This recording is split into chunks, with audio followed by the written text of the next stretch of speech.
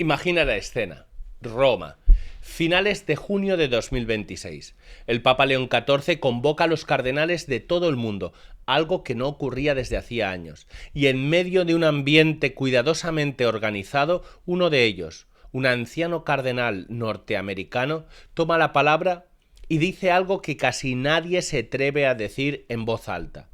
Debemos insistir en que se detenga todo este asunto de la sinodalidad, porque estamos hablando de la vida misma de la Iglesia y estamos hablando de la salvación de las almas. El que habla es el cardenal Raymond Leo Burke, y no es un cualquiera, es uno de los mayores expertos en derecho canónico de la Iglesia, antiguo prefecto del Tribunal Supremo de la Signatura Apostólica, un príncipe de la Iglesia. Y lo que está pidiendo suena, a primera vista, casi escandaloso, porque la sinodalidad no es una idea de 4 teólogos rebeldes, es la gran reforma que se viene impulsando desde Roma.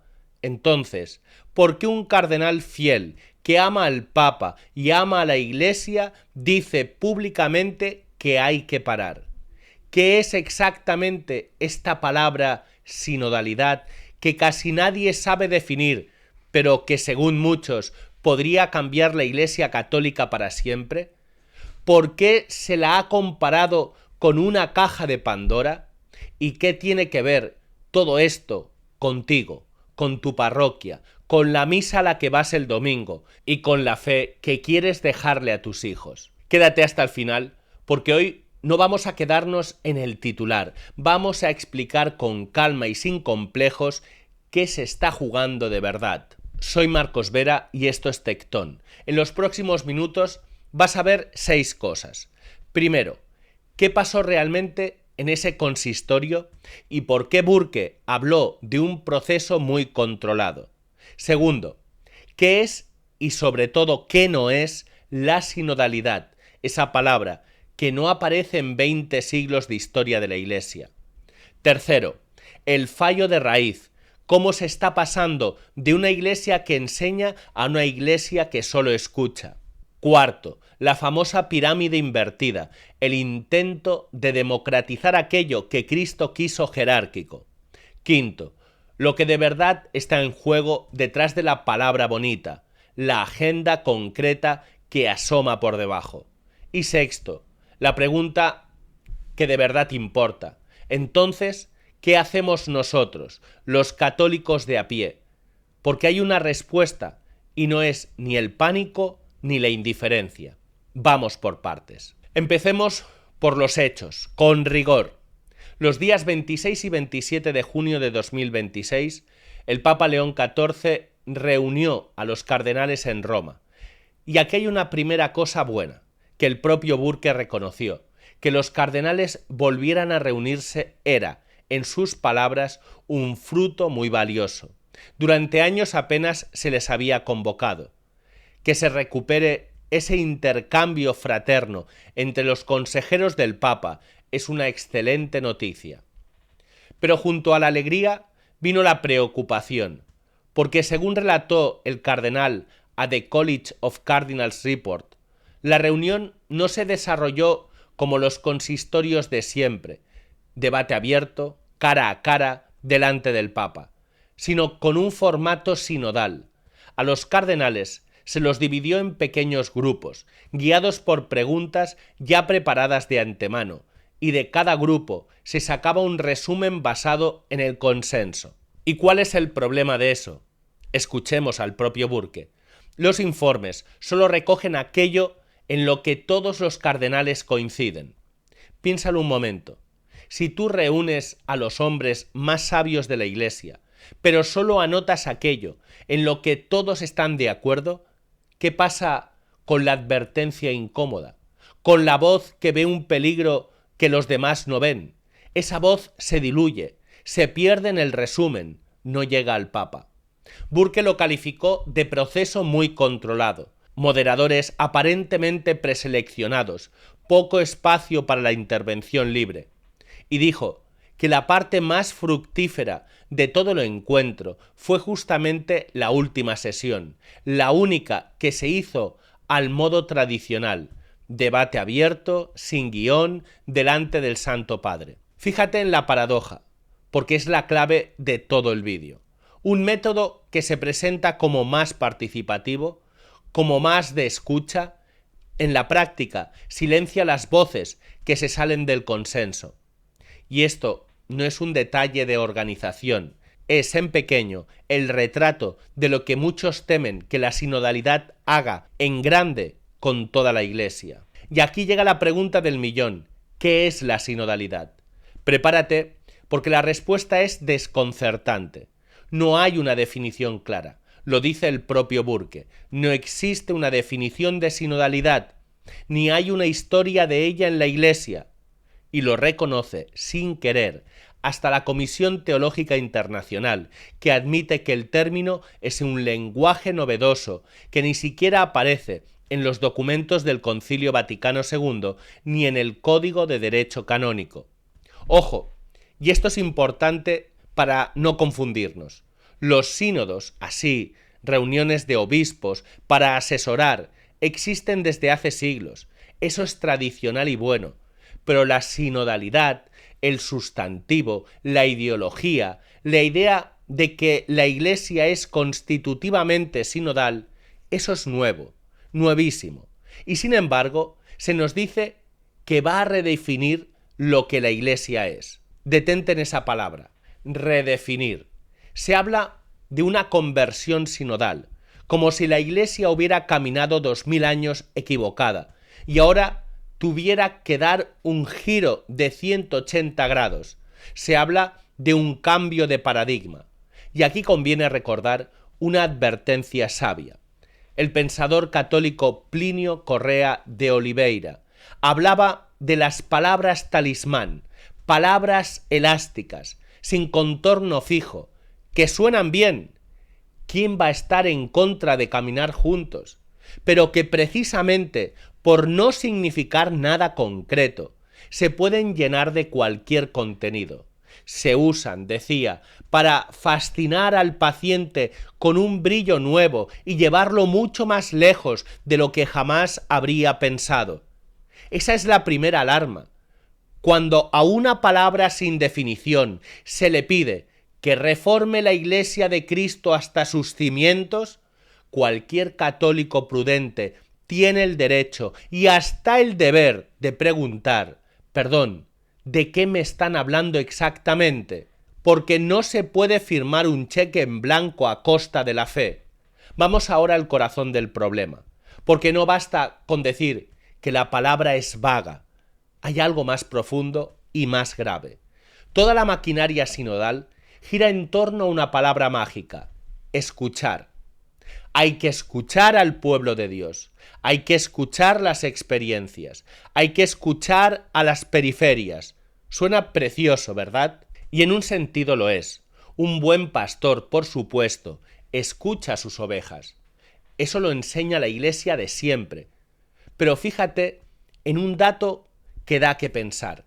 En el vademecum oficial que se preparó para el sínodo, la palabra escucha aparece 102 veces, referida a la voz de los fieles, y solo 19 veces referida a la palabra de Dios. 5 veces más atención a lo que decimos nosotros que a lo que dice Dios. ¿Y qué significa escuchar en este contexto nuevo? Aquí está el truco. En la Iglesia de siempre, el criterio para juzgar cualquier cosa era la verdad revelada, lo que Dios nos ha dicho en la Escritura y en la tradición. La Iglesia era madre y maestra, mater et magistra, recibía la verdad de Cristo y la transmitía. Como dijo el Señor: quien a vosotros escucha, a mí me escucha. En el planteamiento sinodal, el criterio se desliza. Ya no se parte de la verdad revelada para iluminar la vida, se parte de la vida, de la experiencia concreta, de las aspiraciones de la gente, para, a partir de ahí, ver qué se enseña. Se invierte el orden, la Iglesia deja de ser la maestra que transmite y se convierte en una Iglesia que se pone a la escucha, que dialoga, que se cuestiona a sí misma. según los propios documentos, verdades hasta ahora consideradas indiscutibles. ¿Ves la diferencia? Una cosa es que el médico escuche con cariño al enfermo. Otra muy distinta es que el enfermo le dicte al médico el diagnóstico. Una iglesia que antes de hablar tiene que liberar su mente de prejuicios y estereotipos. Esas son palabras textuales del Vademecum. Es una iglesia que ya no está segura de lo que Cristo le encargó guardar. A esto los teólogos lo llaman historicismo. La idea de que no hay verdades permanentes, sino que todo debe adaptarse a la situación de cada época. Y esa, queridos amigos, no es una idea católica. Es exactamente lo contrario de aquello que San Pablo pedía a Timoteo. Guarda el depósito, guárdalo, no lo renegocies en cada asamblea. Y de aquí nace la imagen estrella de todo este proceso, la pirámide invertida. La idea es esta: la Iglesia siempre se ha entendido como una pirámide. Arriba Cristo, cabeza de la Iglesia, y abajo el Papa, los obispos, los sacerdotes y el pueblo fiel. No porque unos valgan más que otros ante Dios, todos estamos llamados a la misma santidad, sino porque la autoridad para enseñar y santificar viene de arriba, de Cristo a los apóstoles y de estos a sus sucesores. Es una estructura que quiso el mismo Jesucristo. Pues bien, se propone invertir esta pirámide, poner la cúspide abajo, que la autoridad ya no baje de Cristo a través de los pastores, sino que suba desde abajo, desde el consenso del pueblo, en nombre de combatir el clericalismo. Se termina reformulando la autoridad misma de la Iglesia en clave, digámoslo claro, democrática. Y aquí hay que ser muy precisos, porque este es el punto más delicado. La Iglesia no es una democracia, y no lo decimos nosotros, lo dice la naturaleza misma de lo que Cristo fundó. ¿Por qué? El cardenal Gerhard Müller, que fue máximo responsable de la doctrina de la fe en el Vaticano, lo explicó con una imagen que hiela la sangre. El pueblo de Atenas condenó democráticamente a Sócrates a muerte. El pueblo pudo decirle con cinismo a Jesús: tu pueblo y los sumos sacerdotes te han entregado a mí. Poncio Pilato, en el fondo, hizo una consulta popular y la mayoría gritó: crucifícalo. La voz del pueblo, Vox Populi, no es auténticamente la voz de Dios. La mayoría se puede equivocar. De hecho, se ha equivocado muchas veces. El cardenal Brandmüller lo decía sin rodeos: cuando masas de católicos consideran normal, por ejemplo, volver a casarse tras un divorcio o la anticoncepción, eso no es testimonio masivo a favor de la fe, es un alejamiento masivo de ella. Los fieles sí, tenemos un papel. La Iglesia entera no puede caer en herejía, es verdad, pero eso, dice la teología de siempre, es una infalibilidad pasiva, receptiva. Recibimos la fe, la guardamos, la defendemos. La parte activa, la de enseñar con autoridad, Cristo se la confió a Pedro y a los apóstoles: id y enseñad a todos los pueblos. No, id y haced una encuesta. Y para eso, este planteamiento no es tan nuevo como parece. Es en realidad un viejo error con ropa nueva. En el siglo XV ya hubo una corriente, el conciliarismo, que quería reducir al Papa a un simple primero entre iguales, sometido al voto de una asamblea. Fue condenado. Es, en el fondo, el mismo principio que rompió la unidad de la cristiandad en el siglo XVI. El entonces cardenal Joseph Ratzinger, que luego será el Papa Benedicto XVI, escribió que un sínodo mixto, erigido en autoridad suprema y permanente, carecería de toda legitimidad y que deberíamos negarle la obediencia clara y contundentemente. Palabras de un futuro papa.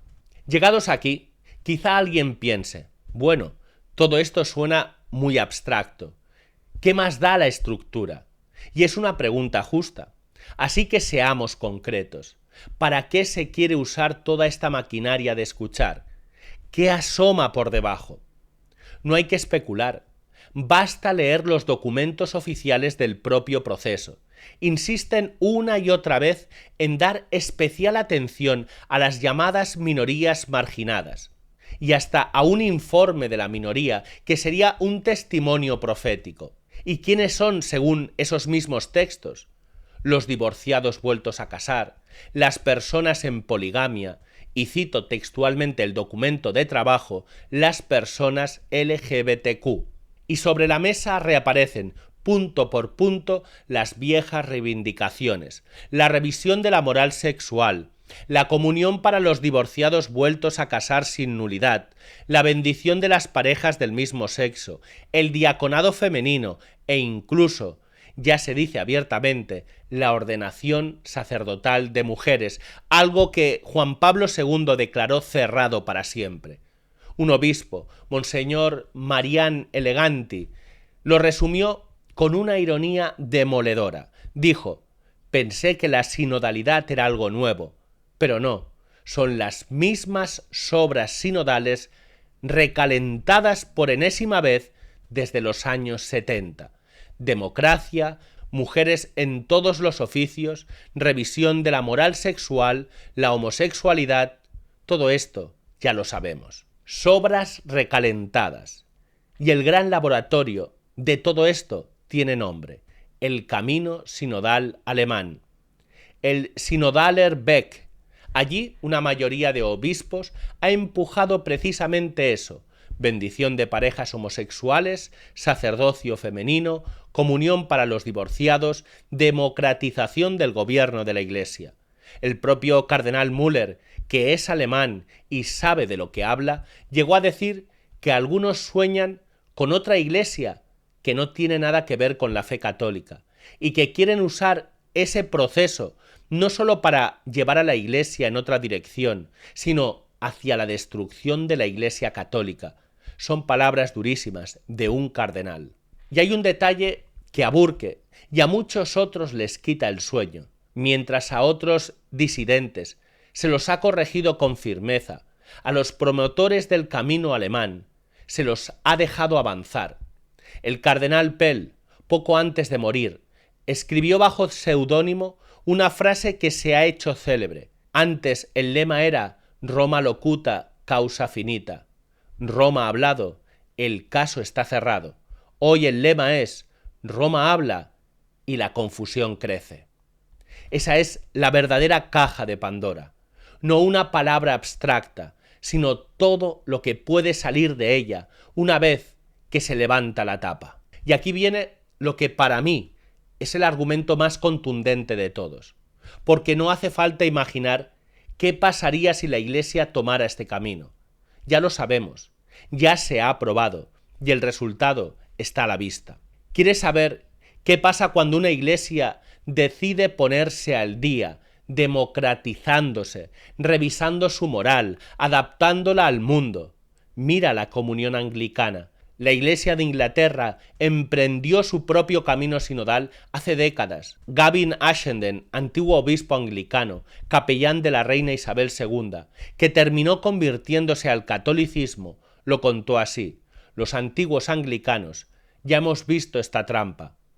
Envuelven contenidos casi marxistas en lenguaje espiritual y luego hablan del Espíritu Santo. El resultado allí fue división, vaciamiento y ruptura. ¿Prefieres un ejemplo dentro de la propia Iglesia Católica? El Concilio Pastoral de Holanda, entre 1968 y 1970, con métodos y propuestas asombrosamente parecidos a los de hoy. El fruto: una crisis tan grave que Juan Pablo II tuvo que convocar a los obispos holandeses a Roma en 1980 para firmar prácticamente una retractación. La Iglesia holandesa no floreció, casi se apagó. Y la propia Alemania, cuna del camino sinodal, es una de las iglesias que más rápido se está vaciando del planeta. Cientos de miles de personas se borran cada año. no es un modelo de resurrección, es un modelo de desangramiento. Así que la pregunta se cae por su propio peso. ¿Por qué querríamos imponer a la Iglesia Universal un camino que allí donde se ha aplicado ha llevado al desastre? Cuando una receta ha vaciado todas las iglesias que la han tomado, ofrecerla como medicina no es valentía profética, es sencillamente no querer mirar la realidad. Y aquí es donde tengo que hablarte muy serio, mirándote a los ojos, porque es fácil terminar un vídeo como este angustiado, enfadado o tentado de hacer algo imprudente. Y no, escúchame bien, porque esto es lo más importante que voy a decir hoy. Ante esta situación hay 3 reacciones equivocadas. La primera es el pánico que lleva al cisma o al sedevacantismo, abandonar la iglesia por la puerta de la derecha, declarándose uno más católico que el Papa. La segunda es la apostasía, irse desilusionando a otra confesión. Y la tercera, la más común y la más cómoda, la indiferencia, encogerse de hombros y decir: esto no va conmigo. Las 3 son un error. Las 3, en el fondo, son abandonar el barco justo cuando más manos hacen falta a bordo. Porque, y esto es de fe, la Iglesia no la salvamos nosotros, la salva Cristo. Él lo prometió, las puertas del infierno no prevalecerán contra ella. La Iglesia tiene la garantía divina de la indefectibilidad. Ningún sínodo, ningún documento, ninguna moda teológica puede cambiar la doctrina que Cristo confió a su esposa, por la sencilla razón de que ni el Papa mismo es dueño de la fe, es su primer servidor. Eso también lo enseña la Iglesia de siempre y es una roca donde apoyarse. Entonces, ¿qué nos toca? Lo que hizo Burke, permanecer fieles y a la vez tener el valor de hablar con caridad y con verdad. Fíjate cómo terminó el propio cardenal, y con esto me quedo yo. Nuestro Señor es siempre la cabeza de su Iglesia. Permanecemos fieles a Él. No nos apartamos por estar descontentos con la situación. Primero, apliquemos la sabiduría y después tengamos el valor de hablar y de llegar a la verdad. Fidelidad y valentía, rezar y no callar, informarnos bien, para no confundir la sinodalidad con el sínodo, ni la crítica legítima con la rebeldía, y confiar, porque en Fátima la Virgen ya nos dejó dicho el final de la historia. Por fin, mi inmaculado corazón triunfará. Si has llegado hasta aquí, gracias de corazón. Y déjame pedirte 3 cosas. La primera, reza. Reza por el Papa León XIV, por los cardenales, por los obispos, para que el Señor les dé luz y fortaleza. En este canal rezamos juntos el rosario. Te dejamos el acceso en nuestro canal de WhatsApp. Aquí abajo, en la descripción, puedes unirte. La segunda, no te quedes callado con caridad. Si este vídeo te ha ayudado a entender lo que está en juego, compártelo. Sobre todo con alguien que ande confundido o algún sacerdote. Dale a me gusta, suscríbete si aún no lo has hecho y déjame en los comentarios qué te ha parecido este vídeo. Y como en cada vídeo te dejo un libro recomendado. Hoy uno que le viene como anillo al dedo a todo lo que hemos hablado. Un faro en la tempestad, de Manuel Acosta Elías. Es la vida y las enseñanzas de Monseñor José Guerra Campos, obispo de Cuenca, un pastor que fue exactamente eso, un faro. Mantuvo encendida la fe de siempre, en medio de la tormenta modernista que siguió al concilio. Justo lo que necesitamos hoy. Un ejemplo de fidelidad cuando arrecia el temporal. Tienes el enlace de compra en la descripción. Y si quieres el tema concreto de la sinodalidad tratado a fondo, que sepas que los argumentos y las citas de este vídeo están tomadas sobre todo del libro El proceso sinodal, una caja de Pandora, prologado por el propio cardenal Burke, el mismo que hoy pide detenerlo. Y antes de despedirme, permíteme una petición muy concreta y muy de la tierra, porque la fe, además de defenderse, se vive con obras. De poco sirve pelear por la verdad de la Iglesia si luego dejamos con hambre al pobre que llama a nuestra puerta.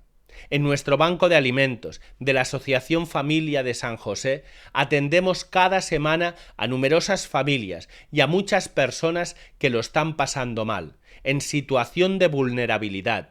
Gracias a tu ayuda hemos podido seguir dándoles de comer, pero ahora nos encontramos con una necesidad urgente.